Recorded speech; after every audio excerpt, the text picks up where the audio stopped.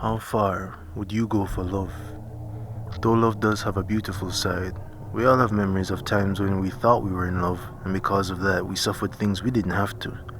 The movies would tell us that this is just a part of it all. The toxic behaviors, chasing constantly, ignoring all the signs that told you this was not healthy. Love isn't meant to be rational. At least that's what we're told. Well, when you're born with alcoholic abusive parents and cruel elder siblings like Katherine Knight was, it can be hard to develop healthy love habits. Because of this, she had a long string of incredibly toxic relationships, either ending because of her or her partner. Despite the abuse, she tried to stay optimistic about the future, telling herself that no matter how bad it is right now, the future will be better. She kept chasing that ever-elusive love that she craved ever since she was a child, and it kept seeming to get further and further away. After years of this, with seemingly no way to tell or be a good partner, it would seem as if love was lost. That is until 1995. At 40 years old, Katherine met John Price. It became a true love story. He not only loved her, but had the patience to understand her in a way that she never had been before. Immediately, Katherine was drawn to his stable, loving presence, and she was hooked. She was clearly in love, and by all looks of it, John felt the same about her. That year she moved in with him and his 3 young daughters, who all seemed to take a liking to her. All was going well, until the question of marriage came into play. So Katherine really wanted to get married. She always dreamed about it, and looked forward to the day that she would be able to make it happen for herself. The white dress, the giant cake, the onlookers watching you in one of the happiest moments of your life. Unfortunately, this dream had become a nightmare for John. He just went through a messy divorce and didn't believe in marriage anymore. It was to the point where he was no longer sure if he even wanted to get married again. It was at this point that her dream started to crumble. From there, it started to spiral down, and they would get into bigger, more frequent fights. They escalated days into weeks until they finally hit a breaking point. In early February 2000, this fight turned physical.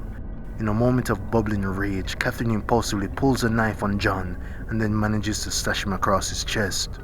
There was an ever so slight moment of pause before John erupted and shouted at her to get out of his house. Emotions can make us do stupid things when we're in love, but certain things can't be looked past. Katherine would move out, but not very far, as the apartment she moved into was nearby John's house. After weeks of loneliness, she couldn't take it anymore. The weight of being alone was never something she could bear, and so she resorted to the tactics that she would use to patch up relationships in the past. She would show up in lingerie and break the fight using intimacy to make up. It was then that she had her plan to win back her lover. She couldn't let her one true love slip through her finger. She would wait until she knew John would have gone to work, and just like that, her plan was in motion. She used the key that she still had to John's house, stopped by and made arrangements for the kids to stay with a babysitter. Once the house was empty, she continued her plan and went to buy lingerie that would help thread their eroding relationship back together. John would come home later in the evening to an empty house, but Katherine would leave a note explaining that she sent the kids away and she'll be right back. When John read this, he was furious. Not only did she enter his space without his knowledge or permission, she would have made arrangements, a decision for his kids, the most precious things in his life at that point, without consulting him. He would sit there on a couch sipping beer, waiting for Katherine to come back. The next morning, however, John doesn't show up to work. No one can reach him. This was not like John. So out of concern, the company sent a worker to check to see what was going on. He arrived and nothing strikes him as odd. John's car is still in the driveway, so the obvious answer is maybe he overslept or got held up for a few minutes, right? As he walked up to the steps and knocked on the door, there's no answer. He decides that he would go back to report to the company that he doesn't know what's going on, but then he notices something. At the very bottom edge of the door, there was what appeared to be blood. In a moment of panic concern, he ran around to the side, knocking on the window frantically trying to get the attention of anyone in there. When there was still no answer, he decided to drive back to the company. The company decides that this sounds way too serious, so they call the police in order to try and get them into the house. They wanted to find out what's going on, When the police arrived, they still didn't get an answer from the front door, so they walked around to the back in order to try that door. Almost immediately, they saw in the middle of the grass a plate of food that had been thrown out the window into the nearby grass. Naturally, this struck everyone as peculiar, but it would get worse. By now the window was shut, so they pressed their faces against the closed window and tried to look inside, and no one was there.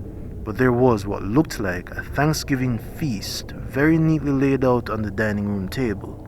The entire thing just seemed more and more strange with every detail. Why was there blood? Why was food thrown out? And why does it seem like the rest of this food was largely untouched? Now they had to get inside. So after trying once again to knock on the door, but being met with silence, they kicked the door down and 2 officers walked in. Nothing else is out of the ordinary, so far. They're just trying to call out for John, but are only answered by dead quiet. Nothing would have struck them as strange. When they entered the living room, there was blood everywhere. Towards the front door, there was a massive pool of blood on the floor. From that pool, there's a trail that leads them behind the couch, and at the end of that trail, Katherine, barely alive.